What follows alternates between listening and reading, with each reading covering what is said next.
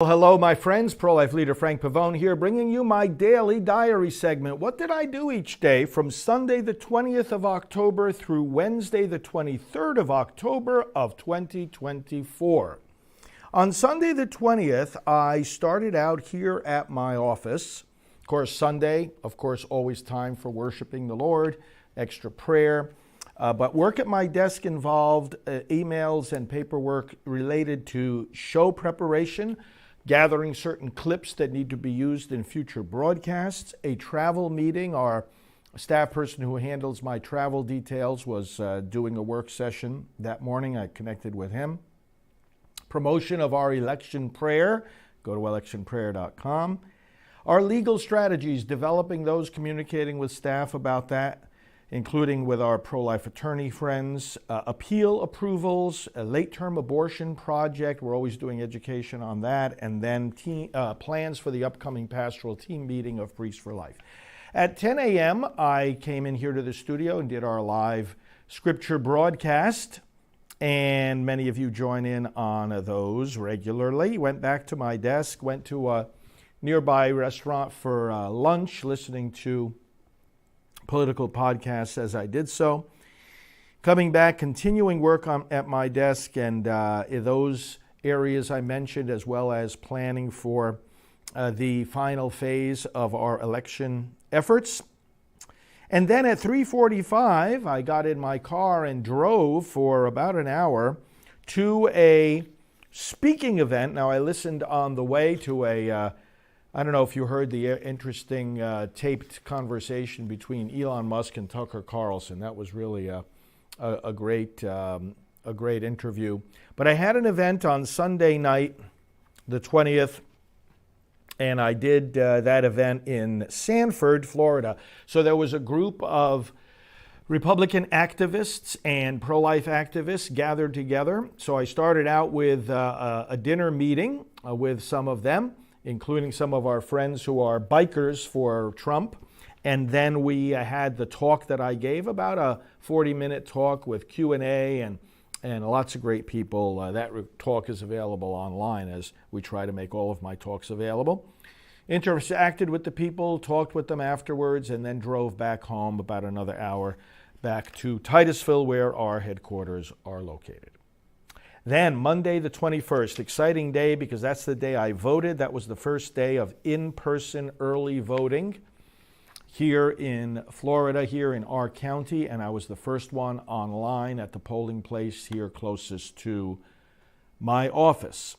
Really a privilege to do that, and not only did I go there, made some videos and some social media posts, but our staff went there as well. Our executive director, Janet Marana, came in from Merritt Island.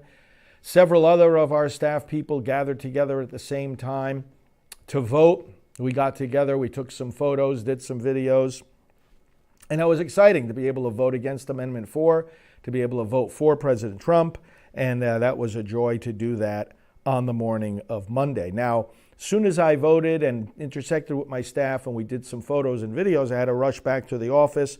At 8:45, I had a live interview on Real America's Voice. They have a faith segment that they often invite me on for. And so I talked about that and told them that I had just voted and urged them to vote early. So that was at 8:45. And then packed up some things for my trip, some materials, because I was then picked up at 9:45 to go to the Orlando airport. On the way there, I had some phone calls, in particular with a priest of the Eastern Rite, recently ordained, who's been a collaborator of ours for many years as a strong pro-life advocate, and we're going to do some continued work with him.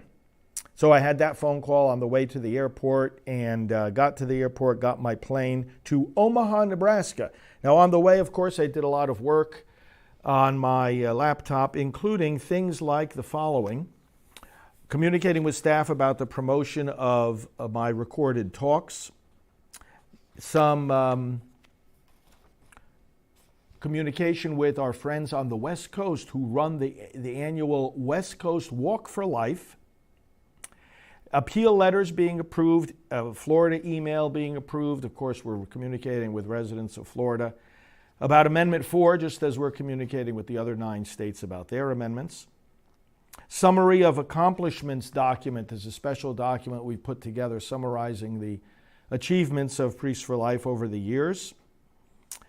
Responded to an invitation to be at an event with President Trump. Preparation of our travelogue document. Media requests, responding to those, and then I got to Omaha, and then I continued some of this other work because I checked into the hotel, set up my traveling office, so to speak, and got on a call with our vice chairman. We had a substantive planning call, and then got on another call with Mark from our administrative team and did some planning work with him.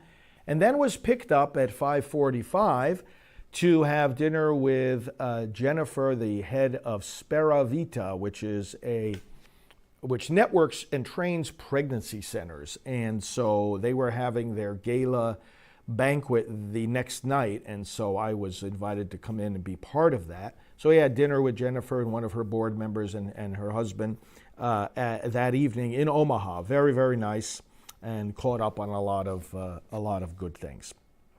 The next day, Tuesday, October 22nd, I did work in my hotel room until the event that was going to happen. And so what did I do? Well, first of all, I had various communications that I had to have with staff, including with our video team, selecting various clips to include in broadcasts, with our website manager talking about material from my trips to post and make available to you, planning of future trips, planning of the Good Shepherd broadcast, that's our online clergy training, planning our studio calendar, and communicating with the Defending Life Alliance of Florida, a new group of which I'm a board member, talking about ballot spots for the different states that have these abortion amendments, our texting service at Priests for Life, talking more with staff about that, promotional work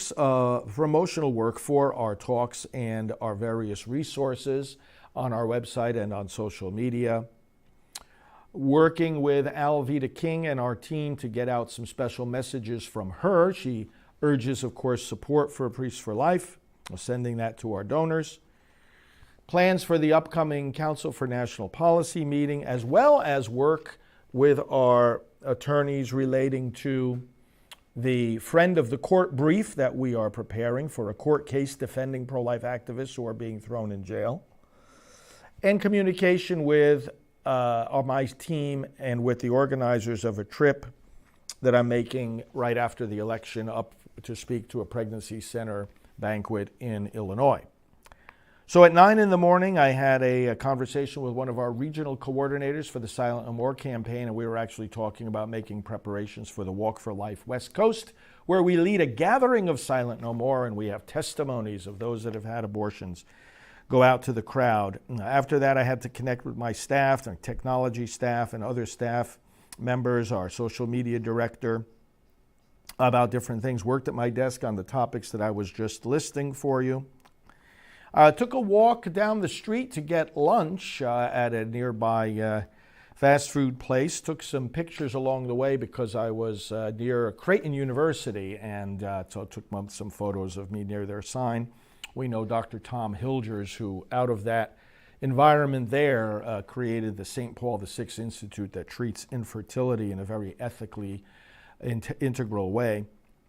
On my walk back, I began a phone meeting with our vice chairman, doing some good planning with him about Priests for Life things, and then got back and spoke to the trip coordinator for that trip to Illinois that I'm going to make right after the election. We did some planning for that. Then I connected with one of our staff members who takes care of end-of-year tasks for our filing and our website and many other things. More work at my desk, and then was picked up at 4:45 to go to the evening's event, this gala. Oh, what a great celebration for Spera Vita. There were a number of other pro-life leaders there, and I mingled with them during the reception. Charlie Kirk was the main speaker, Turning Point USA. So, of course, he and I know each other, chatted with him a little bit, and we sat down together for the dinner at which both he and I spoke. Also, the governor of Nebraska was there, so I had a good chance to chat with him and his wife. And all of us were very encouraged. I delivered remarks which you can listen to online as well. And then we concluded the evening very happily after that. That was Tuesday the 22nd. On Wednesday the 23rd, that was my flight back to Florida. So I got picked up at 6 a.m., go to the airport. I was working on my emails and laptop as I was making that journey. Some of the things I was communicating with are some new fundraising initiatives, and talking with our administrative team about that. Planning an interview with a podcaster, planning some trips for Father Dennis Wild, one of our staff priests, working more with our attorneys about the Friend of the Court brief defending pro-life activists, revised the 2025 prayer intentions that go into all our newsletters, responding to reporters' requests, talking about a land sale that we're going to make out in Texas. We had acquired some land that we're going to now sell, and then Priests for Life pastoral team meeting plans. The flights back went well. I say flights because I had to connect through Houston, was on the phone with my staff all during these periods of time when I was working at the airport. It's connecting with our vice chairman, our executive director, our social media department, et cetera, et cetera. And then when I landed in Orlando, I was picked up by one of my staff members. This was about 5 in the afternoon. And we went to a church in Orlando where I had been invited to speak. There was a national gathering with our friends from Operation Save America. I've been connected and networking and collaborating with them for decades. And it was a prayer service. I spoke to the group together with some other speakers, Rusty Thomas, Mark Harrington, and others. And we were all focused on defeating Amendment 4, this extreme and deceptive and destructive ballot measure here in Florida. So it was an evening of prayer and reflection and a call to action, and then logistical planning for action for the next day out on the streets in Florida. What a great group of people, and many young people too, gathered at that church there in Atlanta. And I spoke to the pastor. It was a Baptist church, and he was very welcoming. And that concluded the day, and then my staff person and I got a late dinner, like at 9:15 p.m., just before making the drive back. And on the drive back, I was speaking with our executive, Mark, and we were doing an end-of-day update while I was in the car on the way back, and then finished with him, and then we listened to some political podcasts to finish off the night. That's what I did, October 20th to 23rd. I hope your days are likewise fruitful and joyful, brothers and sisters. Let's do this work with joy, because rejoicing in the Lord, as Scripture says, must be our strength. And we need strength to win these battles. God bless you, and we'll talk to you soon.